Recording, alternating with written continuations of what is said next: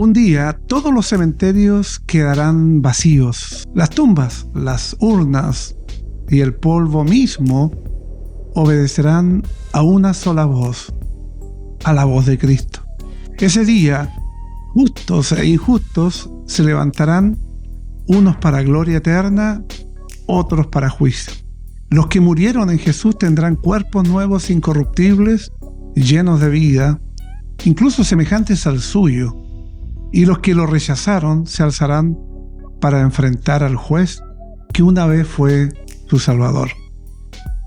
La resurrección no es un mito, es el amanecer final, y todos estaremos allí. Bienvenidos a En Voz Alta, Fuerte y Claro. Prosa 738 presenta En Voz Alta, un podcast firme, claro, directo, inspiradoras respuestas a las preguntas más importantes de la vida. Aquí el Catecismo Mayor de Westminster cobra vida, doctrina con voz y convicción. A continuación, la pregunta de hoy en Voz Alta. ¿Habrá algún día resurrección? ¿Qué creemos nosotros respecto de la resurrección?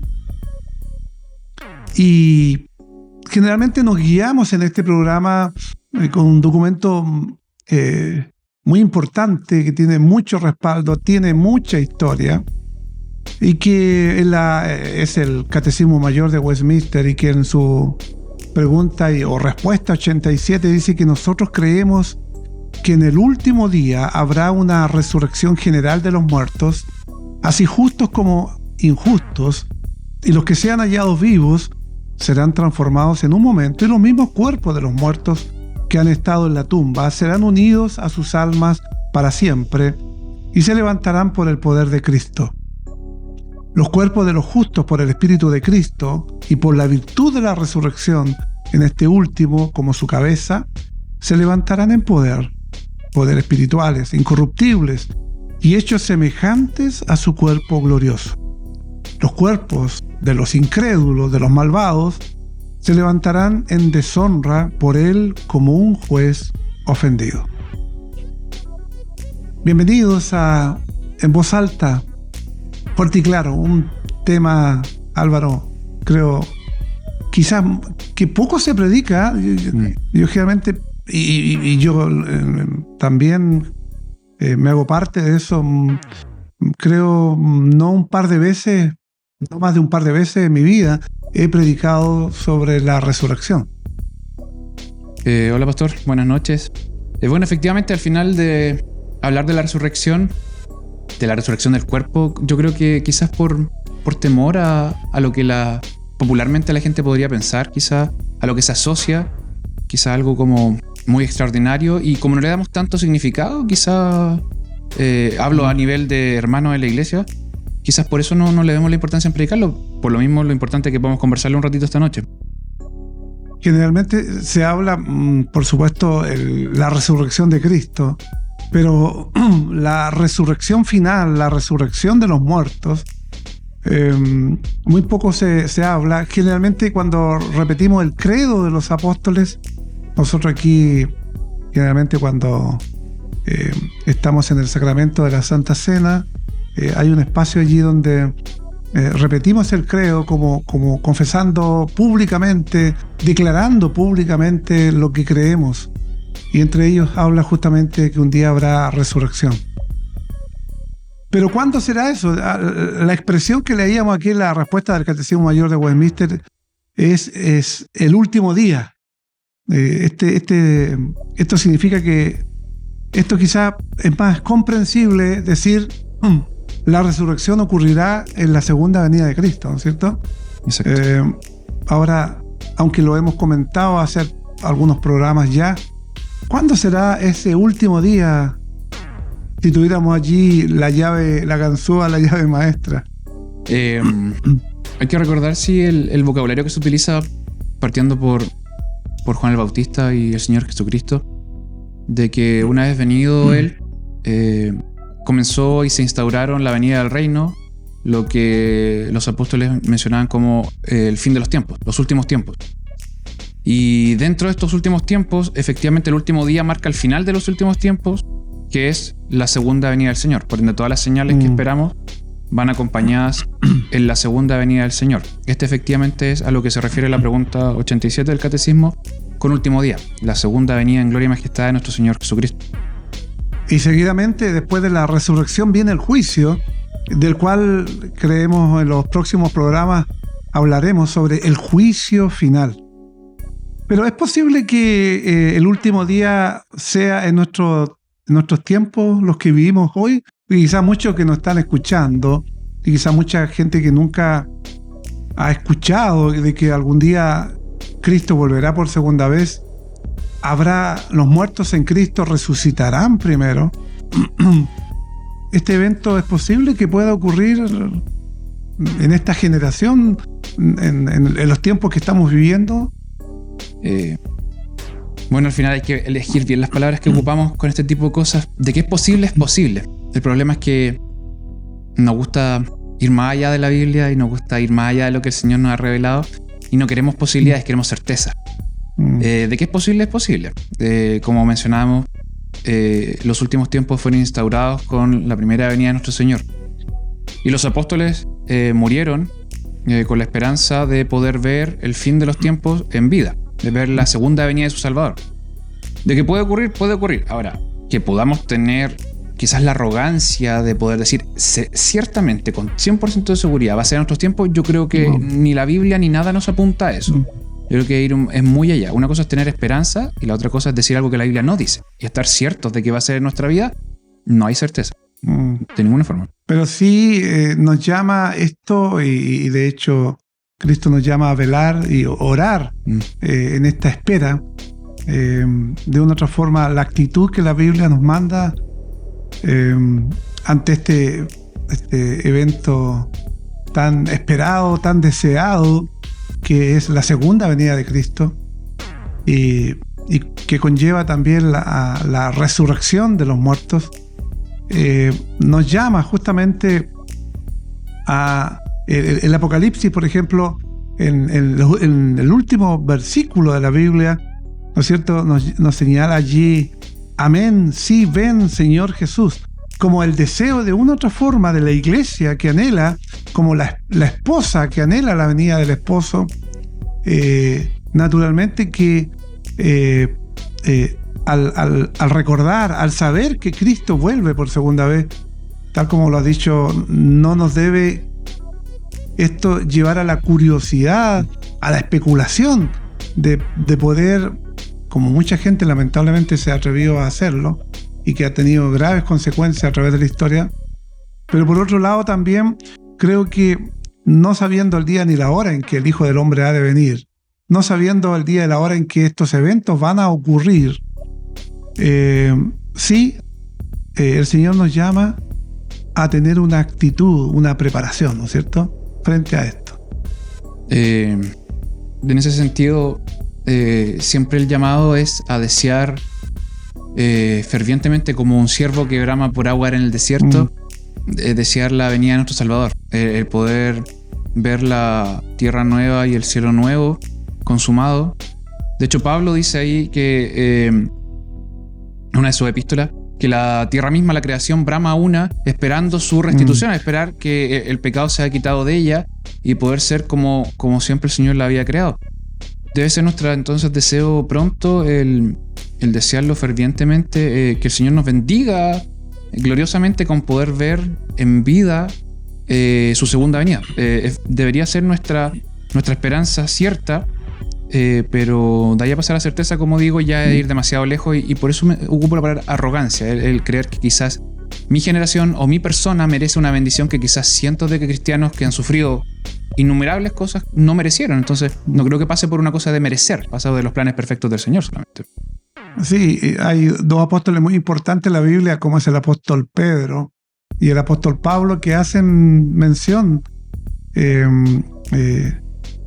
que de esta espera muchas veces con ansia de la segunda venida. Y Pedro usa la expresión en 2 de Pedro capítulo 3, del versículo 10 al 15, entre otras cosas, esperando y apresurándonos para la venida del día de Dios. se está refiriendo justamente a este momento. Y Pablo a Tito les dice, aguardando la esperanza bienaventurada y la manifestación gloriosa de nuestro Dios y Salvador Jesucristo. Por lo tanto, no nos toca a nosotros saber los tiempos, el día y la hora en que esto va a ocurrir, pero sí la palabra nos insta, nos llama, nos lleva a tener, ¿no es cierto?, a que nuestras vidas estén preparadas y ansiemos de una u otra forma este momento donde, bueno, para el creyente será ver al Señor cara a cara, el ver cómo los cuerpos de los muertos van a resucitar, se van a unir a estas almas, donde de una u otra forma vamos a ver después del juicio final un cielo nuevo, una tierra nueva. Todo eso, sin lugar a dudas, que también es una esperanza para el creyente. Perdón, hay un elemento importante. Estaba pensando en esta expresión bonita, la verdad, idiomáticamente hablando, cuando Pablo le escribe a Tito y le dice que es nuestra esperanza bienaventurada. ¿En qué consiste esa esperanza bienaventurada? Y quizás tendemos a pensar muy centrado en el hombre, en decir, nos gustaría evidenciar la segunda venida del Señor para poder vivir, no pasar por la muerte y poder ver las bendiciones que van acompañadas. Pero yo creo que va más allá el sentido de esta esperanza bienaventurada, y Pablo lo complementa en el versículo que usted leyó. Dice que debemos aguardar la manifestación gloriosa de nuestro Dios y Salvador Jesucristo.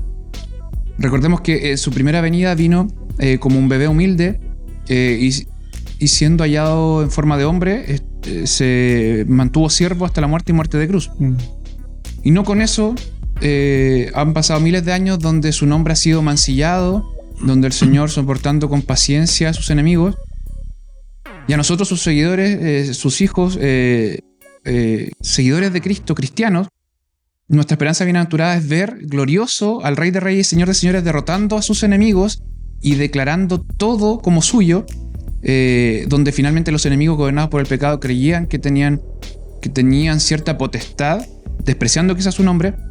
Yo creo que también pasa por eso, y sobre todo por eso, querer ver finalmente a nuestro Rey sometiendo a todas las personas a sus pies. El poder ver su segunda venida en gloria y majestad, y ver cómo Él se apodera de lo que siempre fue suyo y nadie va a poder rehusarlo. Yo creo que esa es la esperanza final, es de poder ver a nuestro Señor tomando frente a tanta gente incrédula el lugar que le pertenece por derecho propio. Yo creo que en eso consiste también esta esperanza bienaventurada de la que habla Pablo. Ya no, como lo comentábamos en programas pasados, ya no en un burrito, sino que en un caballo blanco, ¿no es cierto?, que habla justamente de poder, de triunfo. Cuando habla Juan de que sus ojos son como llamas, sí, esa expresión así fuerte de finalmente un Señor de guerra y potestad, Rey de Reyes, declarando su victoria absoluta. Sí. Estamos, estimados televidentes y auditores que nos escuchan, que nos ven a través de las diferentes plataformas. Si usted en la plataforma que nos esté viendo, por favor, suscríbase, apriete la campanita ahí para que cada vez que tengamos programas usted pueda ser informado oportunamente y pueda ver y escuchar. Cuando hablamos de la resurrección, generalmente cuando vemos las diferentes posturas escatológicas, o sea, sobre los eventos futuros, sobre los eventos finales, entre ellos la resurrección de los muertos, del cual estamos comentando en este programa, la Escritura habla generalmente de la resurrección, no habla de más de una, ¿no es cierto? Y quizás esto va a sorprender quizás a muchos que han escuchado o que habrá más de una resurrección. Pero las Escrituras enseñan que habrá una resurrección general de la muerte cuando Cristo venga otra vez, y no varias. Ahora, ¿dónde podemos probar en la Biblia? Se preguntará usted que habrá una sola resurrección. Y el apóstol Juan, en el capítulo 5, versículos 28 y 29, dice: porque vendrá hora cuando todos los que están en los sepulcros oirán su voz, y los que hicieron lo bueno saldrán a resurrección de vida, mas los que hicieron lo malo a resurrección de condenación. Y justamente aquí habla de un término, una frase muy, muy muy significativa. Vendrá la hora. Y aquí está en singular. No se está refiriendo a más de un evento. No habla de las horas. Vendrán horas, sino que vendrá la hora. Cuando llegue, no parte de, sino todos los que están, dice, en los sepulcros, todos los que están en los sepulcros, ¿qué ocurrirá con ellos? Saldrán. Y otra cosa que tenemos que aclarar, que la resurrección final incluye a los creyentes y a los no creyentes, a los justos, a los malvados, a los que han creído en Cristo como su Señor y Salvador, y aquellos que sencillamente le han negado o que han sido agnósticos, ateos, o sencillamente nunca creyeron en Cristo como su Señor y Salvador. Todos, cual más, cual menos, serán resucitados en ese momento, los que han muerto. Y esa es una verdad que muchas veces no siempre se explica, se comprende.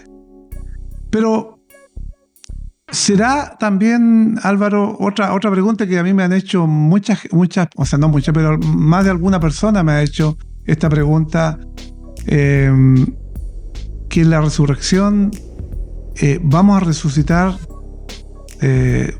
con el cuerpo que tuvimos. ¿Será este cuerpo en identidad semejante al nuestro? Ya sabemos que en el aspecto de estructura en la identidad quizás pueda ser igual, pero en su calidad será diferente, porque será, dice, un cuerpo glorificado semejante al que tuvo Cristo. Y eso es lo que mucha gente dice. Y seré yo identificado por mis seres queridos allá. Bueno, hay dos principios fundamentales aquí. Ya lo he mencionado otras veces. Es señalar lo que el Señor ha manifestado en su palabra y escudriñarla responsablemente, y guardar silencio cuando la palabra del Señor no va más allá. Hay que tener tanto humildad como templanza para poder mantener la mesura en esos puntos. Pero sí, en cuanto a la calidad o la forma del cuerpo resucitado, hay que entender algunas cosas en las cuales nos basamos en que Cristo fue las primicias de los que habremos de resucitar.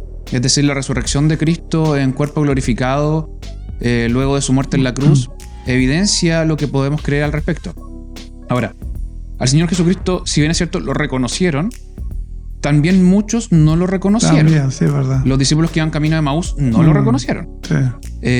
Entonces, claro, es su cuerpo, pero ¿de qué forma es glorificado? Bueno, obviamente esto parte de la base de que es un cuerpo incorruptible.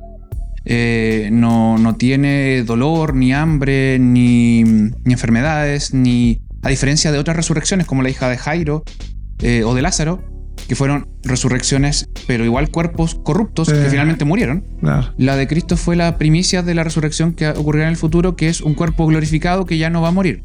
Entonces, si bien es cierto, es un cuerpo glorificado, que no es visiblemente el mismo, ya que muchos le confundieron, pero también es el mismo y es identificable. Ahora, ¿qué tan parecido, qué tan igual? Muchos especulan y dicen, quizás vamos a irradiar luz, quizás ciertos rasgos físicos que eran negativos van a emparejarse. Eso ya es especular solamente. ¿Y a qué edad vamos a representar? También. Porque muchos me han preguntado, bueno, y si vamos a resucitar con cuerpo glorificado, ¿qué edad vamos a representar? Naturalmente que no vamos a estar sujetos a las leyes físicas y biológicas naturales de envejecimiento y cosas por el estilo. Ahí, claro, como dices, caemos en el terreno de la especulación. Yo, en cuanto a los niños, siempre cuando trato de especular, me llama la atención decir que un niño de 12 tendrá su edad madura como para poder ser un cuerpo glorificado. Lo desconozco. Pero en cuanto a los ancianos, yo creo que asociamos siempre 60, 70, 80 y qué sé yo, a dolores, a, como dice ahí, antes de que la columna se quiebre y las muelas se caigan. Pues lo asociamos porque el cuerpo se va envejeciendo. Pero recordemos que un joven Adán con cientos de años y no tenía problema. Asociamos la edad, pero en realidad 80 años cuando el Señor creó al hombre original no era nada, era un suspiro. Entonces, una persona anciana no tiene por qué estar con dolores ni enfermedades en el cielo. Eso es parte de la corrupción del cuerpo, ¿no? ¿Y cuál es el significado de decir que la resurrección del cuerpo será en cuerpo espiritual, que ha llevado a mucha gente a malinterpretar, pensando que no vamos a tener un cuerpo, no sé si llamarlo físico, o un cuerpo glorificado, semejante al que tuvo Cristo, no sujeto a, tal como hemos dicho, al envejecimiento, a dolor, a enfermedad, etcétera, etcétera. Pero muchos malinterpretan o podrían malinterpretar cuando habla de que será un cuerpo espiritual. Descartamos que sea un fantasma, que sea un espíritu, sino que cuando el Nuevo Testamento habla justamente de la resurrección del cuerpo de los santos, habla como un cuerpo espiritual, pero no significa que será un espíritu que ande vagando, que ande de un lugar a otro, sino que más bien la idea es que habla de un cuerpo perfectamente preparado para que habite allí el Espíritu Santo, para que sea templo del Espíritu. Creo que ese es el sentir, más que naturalmente que sea un espíritu sin un cuerpo. Yo creo que nos pasa ahí la cuenta un poco la traducción y nuestro uso del español. Recordemos que la Biblia, cuando se traduce espiritual, muchas veces, no siempre, pero muchas veces se usa en contraste a lo carnal. Entonces, por ejemplo, nuestra cristiandad puede ser carnal cuando es pecaminosa y puede ser espiritual cuando buscamos al Señor. Entonces, en este sentido, cuando habla del cuerpo espiritual, no estamos hablando de un sustantivo como tal, es decir, este cuerpo es un espíritu, sino que hablamos de un cuerpo espiritual como adjetivo. No es un cuerpo carnal, susceptible a envejecimiento, enfermedad y a dolor, como podríamos llamarlo carnal, sino que es un cuerpo espiritual porque ya no alberga corrupción, sino que alberga el espíritu mismo de Dios. Entonces, estamos preparados para ser templos de Dios. A eso se refiere con espiritual. Entonces, aunque es la misma palabra, hay que entenderla aquí. Yo creo que se entiende mejor como un adjetivo más que un sustantivo. Sí, y esto principalmente lo vemos en Lucas 24:39, cuando Jesús dice: mirad mis manos y mis pies, que yo mismo soy. Y después dice: palpad, o sea, toquen, vean, porque un espíritu, dice, no tiene carne ni hueso como veis que tengo. O sea, eso descarta absolutamente aquellas ideas, ¿no es cierto?, de que la persona va a resucitar, pero solamente con un cuerpo, o sea, no con un cuerpo, sino que más bien como un espíritu, y no un espíritu sujeto a un cuerpo, o un cuerpo donde habite plenamente o en plenitud el Espíritu Santo, que es el sentido, tal como lo has dicho, que tiene la Escritura acá. Pero cuando hablamos de la resurrección, y quizás más de alguno, quizás usted mismo que nos está escuchando y nos está viendo hasta ahora, no cree en la resurrección, o muchos se mofan, muchos se burlan acerca de esta doctrina que es fundamental. Ya en los tiempos de Jesús estaban los saduceos, los fariseos y saduceos, que eran los principales grupos religiosos en los tiempos de Jesús, además de los celotes, que más bien eran casi un grupo guerrillero, extremista, claro. Ellos querían que el poder o el reino se luchara y se pudiera obtener expulsando a los enemigos, a los romanos, a la fuerza. Y muchos de ellos vieron en Jesús un líder quizás que le pudiera servir para hacer un levantamiento y expulsar a los romanos. Pero los saduceos era un grupo quizás menor que los fariseos, pero con una influencia, una mayor influencia. ¿Por qué? Porque generalmente eran grupos de poder. Y estos religiosos, entre otras muchas cosas, ellos no creían en la resurrección, a diferencia de los fariseos, que sí creían.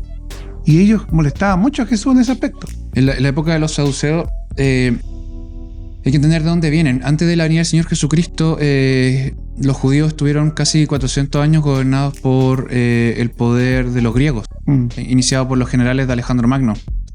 De hecho, para la época de Pablo predicando en Atenas, los griegos eran los que se burlaban de esta idea de la resurrección, esta idea protoplatónica de que el alma en realidad se tiene que despojar, lo que conversamos el programa pasado, de que tiene que despojarse de este frasco corrupto. Esta prisión que tiene atado ahí. Y verlo entonces como algo desechable y el alma arrancar. Los saduceos es un grupo que se forma durante estos 400 años bajo los subyugados que estaban del imperio griego y absorbieron mucho. Como dice usted, era un grupo conservador que siempre buscaba las conexiones políticas con el imperio de turno. Entonces los saduceos absorbieron esta forma antropológica, escatológica de concebir el alma. Entonces para la llegada de Jesús eso ya está instaladísimo. A diferencia de los fariseos, que eran más, entre comillas, conservadores en cuanto a la Torá, los saduceos absorbían más el imperio de turno. Entonces, a la época romana, cuando nos encontramos con Jesús y Pablo, los saduceos habían heredado todo eso. Entonces ahí vemos la comparación de Pablo predicando a los atenienses y el Señor con los saduceos. Ninguno creía en la resurrección. De ahí venía. Sí.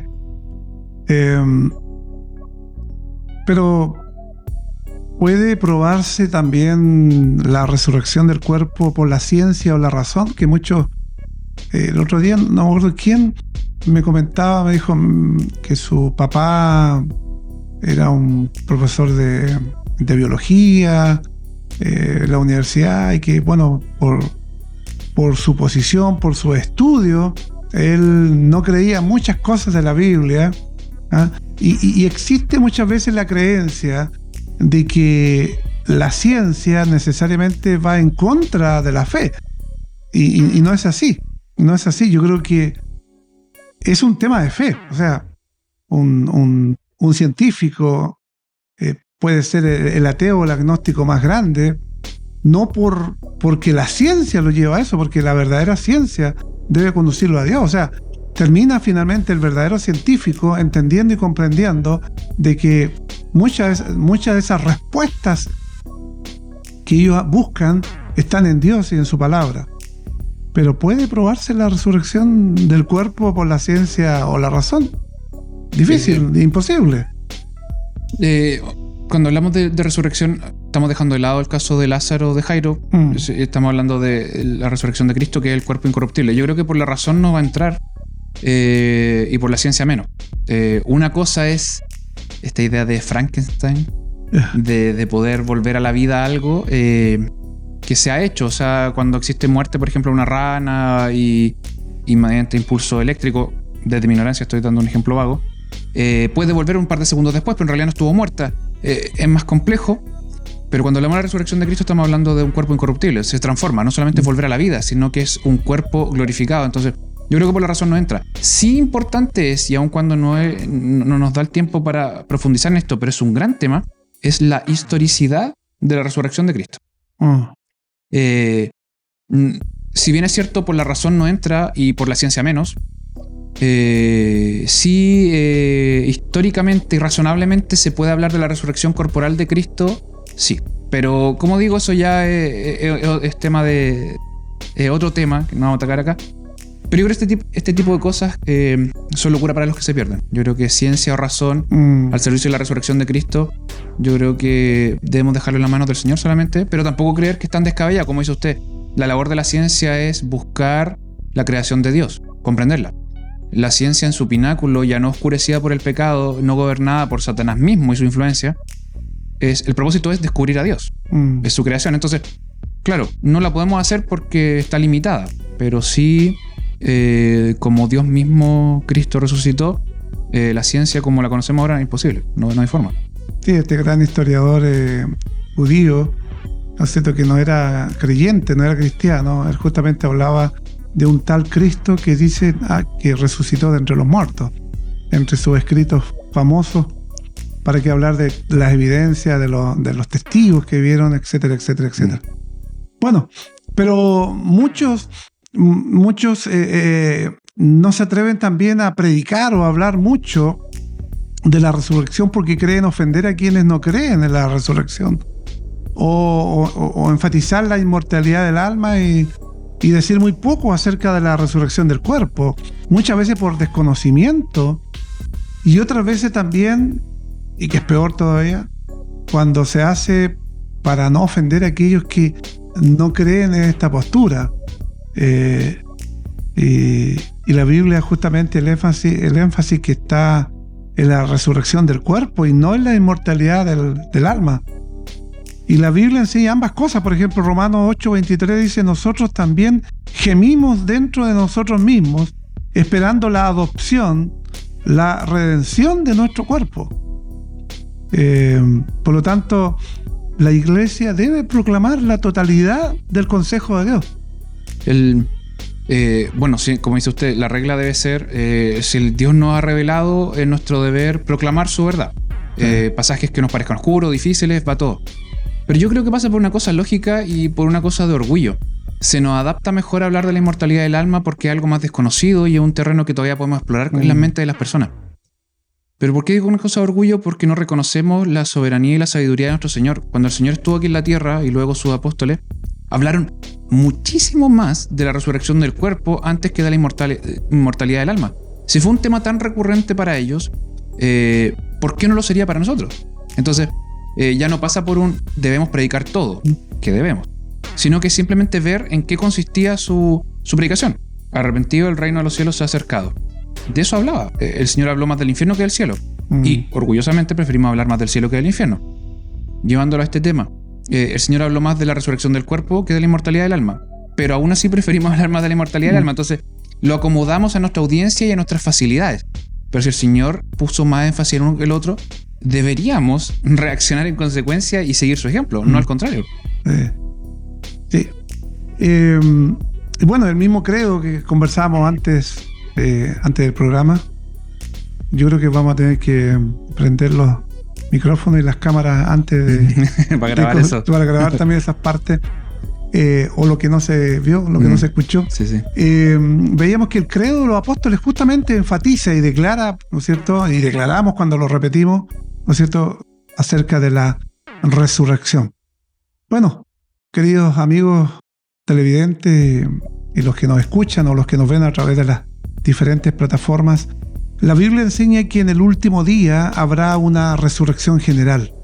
Tanto los justos como los injustos, dice, volverán a la vida. Los creyentes que estén vivos serán transformados instantáneamente y los que hayan muerto recibirán nuevamente sus propios cuerpos unidos a sus almas para siempre por el poder de Cristo. Los justos resucitarán en gloria. Sus cuerpos serán espirituales, incorruptibles, y hablamos del término espirituales, no significa un espíritu, sino que preparados para contener allí todo lo que es el poder de Dios, el Espíritu de Dios, el Espíritu Santo. Serán cuerpos incorruptibles, no sujetos y no llevados a enfermedades, envejecimiento, semejantes al cuerpo glorioso que tuvo Jesús al resucitar. Pero también hemos enfatizado en este programa que los incrédulos resucitarán, pero en deshonra, para ser juzgados por Cristo como juez. Álvaro, palabras finales para quienes nos han estado viendo o escuchando. Si usted llegó un poquito atrasadito, le recordamos que estas quedan en las diferentes plataformas allí alojadas para que usted los pueda ver el momento y la hora que usted lo desee, y lo pueda compartir también con quizás amigos, familiares o personas que estarían interesados en saber de este tema. Con el tema de hoy y con el tema de los siguientes programas nos acercamos ya al énfasis final de qué sucederá con el alma por la eternidad. Estuvimos hablando de la salvación del alma y el gozo eterno y el martirio del alma en ausencia de Cristo como su Salvador. Y ahora introducimos la importancia de la resurrección del cuerpo. El Señor ha prometido que por fe en Él nuestro cuerpo gozará de su presencia eternamente. Caso contrario, mediante nuestros pecados justamente condenados, no solo nuestra alma sufrirá, sino que el cuerpo también. Entonces, aquí agregamos una nueva capa de bendición y de castigo. No solamente el alma será castigada, no solamente el alma habitará junto al Señor, sino que también el cuerpo. Eso entonces es una nueva capa de tanto de bendición como de castigo, ¿no? No es solo espiritual, sino que también es corporal. Ese día nadie quedará en silencio, la voz de Cristo llamará a todos por su nombre. Hay un himno que dice: cuando allá se pase lista, y cada alma justa o injusta responderá. Para unos será el inicio de una eternidad en gloria, para otros la entrada a un juicio irreversible. La pregunta no es si resucitaremos, porque todo lo haremos. La verdadera pregunta es: ¿en qué lado estaremos cuando se abran las tumbas? Recuerde suscribirse a nuestro canal YouTube, Instagram, Facebook y todas las plataformas de Himna Medios, RTV Emanuel, Radio Reformada, Radio Fidelidad y toda la red de difusión cristiana. Y esté atento para recibir estos programas junto a Álvaro.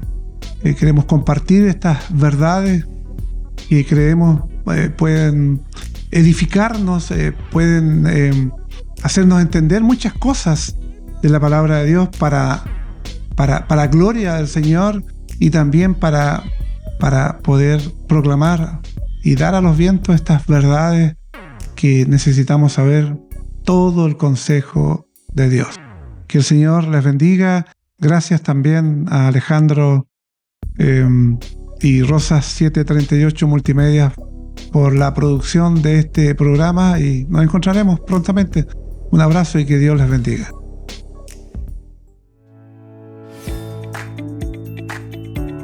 La verdad no se grita, se proclama.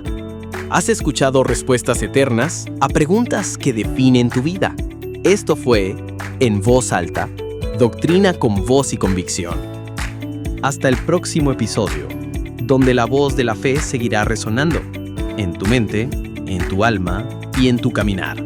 Esto fue una producción de Rosas 738 Multimedias.